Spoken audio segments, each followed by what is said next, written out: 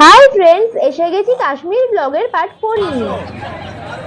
এই গেটটা দিয়ে ঢুকে সোজা গেলে স্বর্ণ মন্দির আর বাঁ দিকে গেলে জালিয়ানওয়ালা বাগ। এই দুটো জায়গা পাশাপাশি। এই জায়গাটা খুব সুন্দরভাবে সাজানো। এখানে ঢোকার মুখে একটা খুব সুন্দর স্ট্যাচু বানানো আছে জালিয়ানওয়ালা বাগের শহীদদের উদ্দেশ্যে। এখানে অনেক নাম খোদাই করা আছে। জালিয়ানওয়ালা বাগে ঢুকতে কোনো এন্ট্রি ফি নেই। এখানে সকাল 10টা থেকে সন্ধ্যে 6টা অবধি খোলা থাকে। পাঞ্জাবের বৈশাখী উৎসবের সময় 1919 সালের 13ই এপ্রিলই ছিল সেই ভয়ানক দিনটা। সেদিন কয়েক হাজার সাধারণ মানুষ ইংরেজ সরকারের এই রাওলাট অ্যাক্টের বিরুদ্ধে প্রতিবাদ করতে জালিয়ানওয়ালা বাগে জড়ো হয়েছিল। এই দেখো জালিয়ানওয়ালা বাগের ঢোকার রাস্তাটা। ঢোকার রাস্তার দুধারে অসাধারণ সমস্ত মডেল বানানো আছে শহীদদের।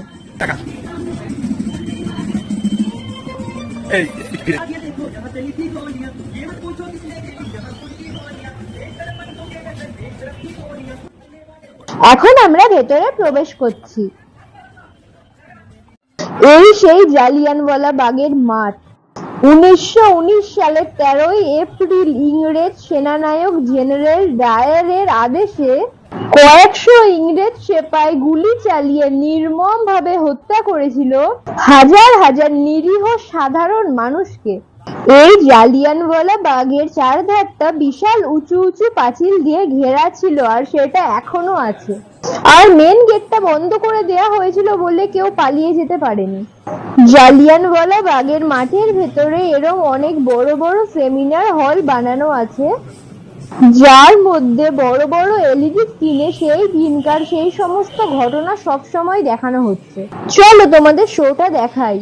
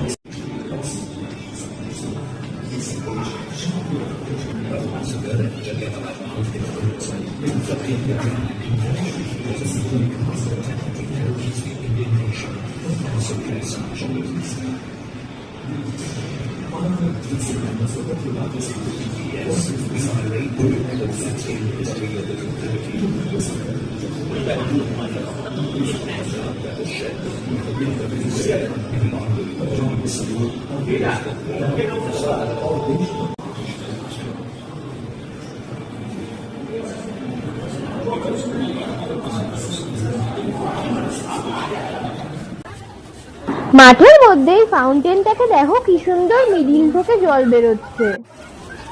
জলটা উঠছে কোথা দিয়ে, ফসিয়ে কোথা? এই মাঠের চার ধারে অনেকগুলো সেমিনার হল আছে। প্রত্যেকটা হলে জালিয়ানওয়ালা বাগের ওপরে শো হচ্ছে সব সময়। চলো এবার তোমাদের আরেকটা হল দেখাই।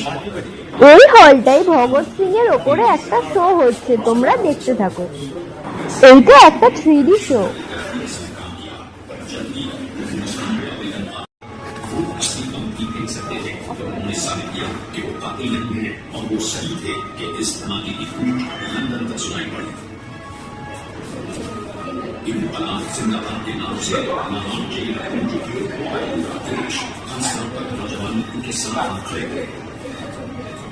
इन नौजवानों पर राजलोक के विभिन्न मुकदमों सहित लाला लाजपत राय की मौत का बदला लेने के लिए की गई सॉन्डर्स की हत्या का मुकदमा की जा रहा है।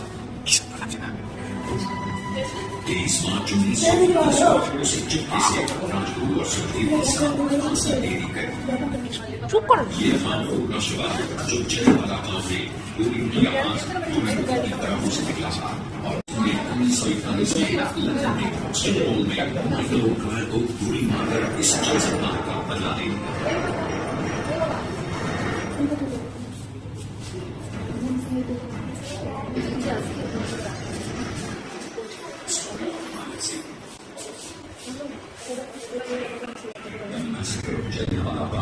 Allied brutalities perpetuated on the people of Punjab under martial law,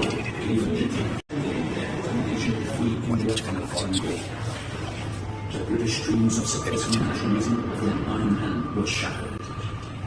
In spite of the censorship imposed, the news of massacre, violently innocents, the news of converting the festivities into blood bath, reached this and to their own those on earth. It's the materials and advanced leaders who decided to see with his own eyes the British Empire.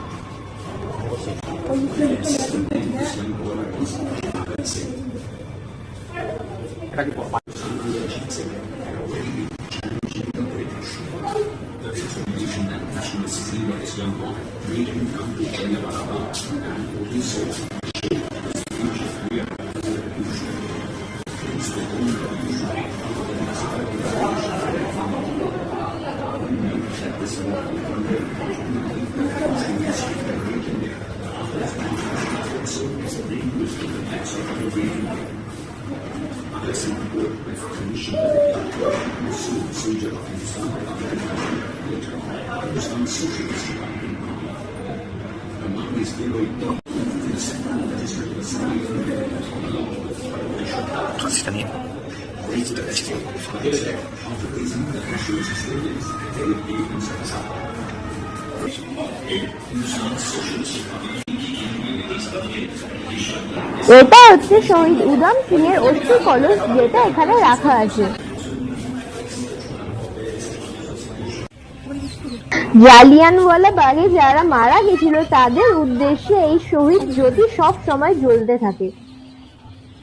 Jallianwala বাগের এই মাঠের মধ্যে কিন্তু একটা গা ছমছমে অনুভূতি হচ্ছে। কত হাজার হাজার নিরীহ নিরপরাধ লোককে এই মাঠের মধ্যে নৃশংসভাবে মারা হয়েছিল। তাদের রক্তে এই মাঠ ভেসে গেছিল। এখনো যেন কান পাতলে তাদের সেই আর্তনাদ শুনতে পাওয়া যাচ্ছে। তাদের মধ্যে অনেক মহিলা আর অনেক ছোট বাচ্চাও ছিল। তাদের সবার স্মৃতির উদ্দেশ্যেই এই স্মৃতি স্তম্ভটা বানানো হয়েছে। এখানে এসে আমরা জানতে পারলাম এখানে প্রতিদিন সন্ধ্যে 6টা থেকে একটা লেজার শো হয়। জালিয়ানওয়ালা বাগে সেই দিনের সেই ভয়ঙ্কর ঘটনাটাকে ফুটিয়ে তোলা হয় লেজার শো এর মাধ্যমে। এই স্মৃতিস্তম্ভটার মধ্যে সেই লেজার শোটা হয় আর সাউন্ড এফেক্টের মাধ্যমে পুরো ঘটনাটাকে ভালো করে বোঝানো হয়। তোমরা আমার সাথে থেকো, আজকে সন্ধ্যাবেলা আমি তোমাদের সেই পুরো লেজার শোটা দেখাবো। জালিয়ানওয়ালা বাগের চারধারের পাঁচিলের ইটের মধ্যে সেই দিনের সেই নৃশংস হত্যাকাণ্ডের গুলির দাগ এখনো রয়ে গেছে। পাঁচিলের গায়ের এই সাদা সাদা দাগগুলোর মধ্যে এখনো বন্দুকের গুলির বুলেট আটকে আছে। এখনো এই প্রাচীরে কান পাতলে যেন নিরীহ মানুষদের সেই করুণ আর্তনাদ শোনা যাচ্ছে। একবার ভেবে দেখো, এই খালি মাঠের মধ্যে সেই হাজার হাজার লোকের উপর গুলি চলছে। তারা এই মাঠের চারধারের এত লম্বা পাঁচিলের বাইরে বেরোতে পারেনি। নিরুপায় হয়ে অসহায় ভাবে তারা মৃত্যুর কোলে ঢলে পড়েছে। এই দেখো বুলেট মার্কস, এখানে সেই সমস্ত বন্দুকের গুলিগুলোর ব্যাপারে ভালো করে বর্ণনা করা আছে। মাঠের মধ্যিখানের এখানেও দেখো এই সমস্ত জায়গায় গুলির দাগ চিহ্নিত হয়ে আছে। এই জালিয়ানওয়ালা বাগের নৃশংস হত্যাকাণ্ডের ব্যাপারে বইয়ে অনেক পড়েছি, কিন্তু আজ চোখে দেখে একটা অন্যরকম অনুভূতি হচ্ছে। এই মাঠের চারধারে উঁচু পাঁচিল দিয়ে ঘেরা, আর বেরোনোর জন্য মাত্র একটাই গেট ছিল, আর সেই গেটটাকে বন্ধ করে দিয়েই গুলি চালানো হয়েছিল। কি অসহায় ছিল সেই সমস্ত নারী, পুরুষ আর নিরীহ বাচ্চারা। এখানে বড়দের সাথে অনেক বাচ্চারাও মারা গিয়েছিল। এখানে যে সব থেকে ছোট একটা বাচ্চা মারা গিয়েছিল তার বয়স ছিল মাত্র 4 বছর। এই মাঠের মধ্যে একটা বিশাল বড় কুয়ো ছিল।